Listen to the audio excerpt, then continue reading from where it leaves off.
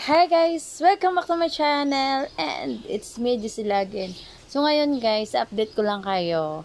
Ayan, kakarating ko lang dahil yung mga ibang natin for today's video. Ayan, pakita ko lang sa inyo yung mga ibang stocks natin pinunta na dito. Ayan, hinakot ko na guys ng bongga. Hinakot. So na-transfer na dito guys. Kunti na lang doon. So bukas ipagpatuloy natin. Kasi para may kasama tayo. Dahil ngayon wala na tayong kasama. So ang ginagawa ko na lang ngayon ay yung mga na-transfer ko doon. Ay yung mga nakuha ko doong stocks. Ayan, ito. Unti-unti ko nang dinidisplay. So ngayon kung makikita nyo, ayan. Syempre, ayan. Yun yung mga stocks na hinakot natin. Ayan. Yung kanina. Yung kahapon pala. So ngayon, ito na. Ayan na, unti-unti na guys. Medyo dito na lahat. So, yun na. Kasi hindi naman tayo robot. Tao naman tayo. Ayan. Kapoy lang guys. Super pagod lang. So, ayun. Ang gagawin lang natin ay may napadaan pa guys, no? Ayan, tinatawanan tayo kasi medyo bakit daw ako nagsasalita mag-isa? O diba, ganyan talaga sila. Oy. So ayan guys, ang gagawin naman natin, syempre, dating gawin, ayan, buksan natin yan at mag-repack naman ulit tayo. Ayan, ang bilis ng guys maubos ng isang sako. Isang sako sa isang araw. So, ang kalimitan ay madali talaga guys maubos yung isang sako. So, samahan nyo ako guys sa pag-repack ngayon. Alam nyo na, unti-unti ko, yun, yung iba guys, yung mga stocks na andito, ayan, nagpatulong ako sa aking, sister-in-law. So, ang ginawa ko lang ay, paunti-unti lang talaga guys, hindi natin minabadali yung paghakot doon kasi pagod din, di ba? So, wala naman tayong boss. Tayo ang may alam. Tayo yung may right. So, yun, chill ka lang para easy sa buhay. Huwag nating bigyan ng kapaguran masyado yung ating self. So, alam nyo na, diba? So, alam nyo guys, may nahanap ako na hindi ko pa nahanap. Yung scissor guys, yung gunting para dito. Ayan. Minsan kasi guys, yung iba, ito, madali lang sa kanila. So, ako parang hindi ako marunong sa ganito. So, ang ginagawa ko na lang, ayun, gamitan ko na lang ng gunting, hindi kaya kutsilyo. O, diba? So, hindi ako nga marunong. So, hinahanap ko ngayon guys, yung ating gunting. Sana ba yan? Alright, nakita ko na siya guys. Ito lang. Ito lang pala. Kaya ko iniwan niya na ako. Yan. Kagaya din ng ginawa nila. Ilang gabang. So, wala pala tayo guys, ball pen. Wala tayong plastic. So, gagawin natin, makibilit muna tayo doon sa kabila. Siyempre, bago ang lahat. Dahil nawalan tayo. Meron konti guys. So, hindi na to aabot ng isang sako pa. So, magbilit muna tayo dito. Kaya samahan niyo ako guys. So, iwan lang natin yung store natin na open. Kabila lang guys. Sandali lang man. Pwede nang iwan ko din kayo dito. Hindi, isama ko na kayo guys. So, lalabas lang muna tayo. Ang bilis lang. Dito na tayo dadaan. Diba? Parang ganun. Silang tayo sa buhay. Hindi naman natin, guys. Huwag natin seryosohin. Plastic. Wala. Gani. Yan na guys. Yun yung may-ari na tindahan. Tita ko yun. So, nagbili ako doon. Ay, plastic. Ito yung 5x8 na siya, makapal. Tapos 6x12 na makapal din. So, parang ganun lang. So, ayun na guys. Charan! Dito na tayo. So, kung makikita nyo guys, daming cars natin doon, no? Ayan.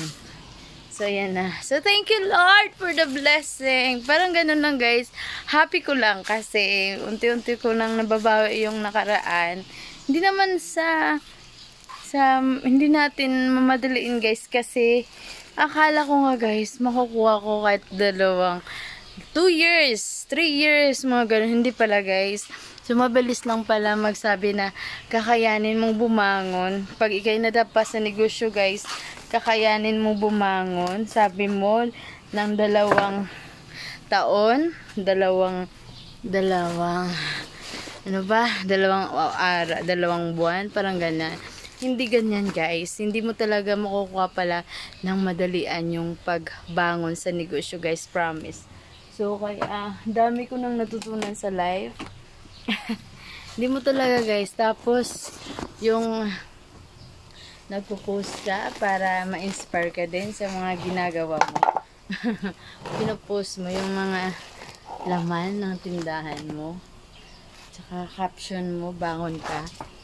Tapos yun, mag-message sa'yo na mangungutang na. O diba, ang saklap lang. Parang, yun na. Doon ka nga na ano. Diba, mga ganong bagay. Hindi ba pwede na makisuporta lang muna. Huwag mo na utangan ako. Diba guys, no? Kasi guys, minsan, kailangan talaga bumangon para sa sarili natin, wag para sa iba, para pautangin lang sila. Alam nyo na, diba, sa buhay ay mahirap talaga, kaya laban lang tayo. So, mega love shout out and Suena family, thank you so much for the support. Ayan, friends, ayan, thank you so much. Ayan, mega love shout out sa lahat po. Ayan, sa mga andito ngayon sa aking live. Ayan, live. Yan, nanonood dyan. Mega love shoutout sa inyo. Ayan, kaya sa mga magbabalak na magnegosyo guys, prepare yourself talaga. Hindi maiwasan na mabagsak talaga guys. Pag, lalo na kung hindi ikaw ang nagdadala ng iyong negosyo talaga guys. Promise. Yun, dami guys. Alam nyo man, ako naman yung nagdadala. Kaso lang, naabot na sa point na marami na talaga. So, hindi ko na pagtuon ng pansin yun, inaasikaso na lang yung aking pinagkatiwalaan. So, yung sa aking dinadala ko guys, kumakapit naman, doon, ayan, binagsak sa kabila, yung kung saan ang nagmamanage yung aking pinagkakatiwalaan. So, nawala lahat guys. So, yung napano siya nawala lahat. So, pinamili ko na yung sasakyan ko guys. Pinaano ko na. Ginawa ko ng pera yung mga sasakyan ko guys para mabayad lang sa utang. So, para ganyan yung story ng buhay ko guys. Hindi ko naman to guys, maraming nagsasabi na iwanan ko, magtatrabaho ako. Yes. Tama guys, yun yung naisip ko din. Sabi ko, pero paano to? Profession ko to. Ito yung napamahal sa akin. Iiwanan ko lang ba? Dahil ganito ako. So, ang ginawa ko guys, bumangon talaga ako guys ng bongga. Hindi pa ngayon ng bonggang nakabangon. Pero at least, diba? So, na nakakita nyo, hindi yun kalakihan ngayon kaysa i-compare dati. Wala talaga to guys. But it's okay. Ayan, kaya sinishare ko sa inyo ngayon dahil ako ay nakaranas ng mga ganong pa, ups and down.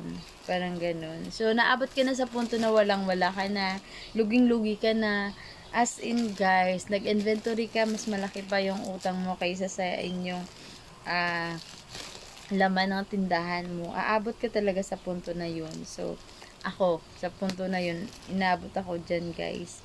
So, parang sabi ko, after 3 years, after ganun, mga ganun bagay, hindi pala guys, hindi madali. So, ngayon, mula nung nag-recover ako guys, magti 3 years na ako, pero hindi ko pa nabalik. Nauna ko yung grocery guys, pero hindi pa masyado kasi baon na baon pa talaga ako hanggang ngayon sa utang. Hindi naman sa kabaunan gaya ng dati. Unti-unti ko na ding binabayaran yung lahat. Kunti na lang guys. Naway hindi naaabot ng siguro yung old na mga bayarin ko ay aabot sa ilang more than 5 more than 500k, mga ganun bagay guys. So hirap yan, hirap bayaran guys, no, lalo't na't wala ka talagang kinukuha dito lang.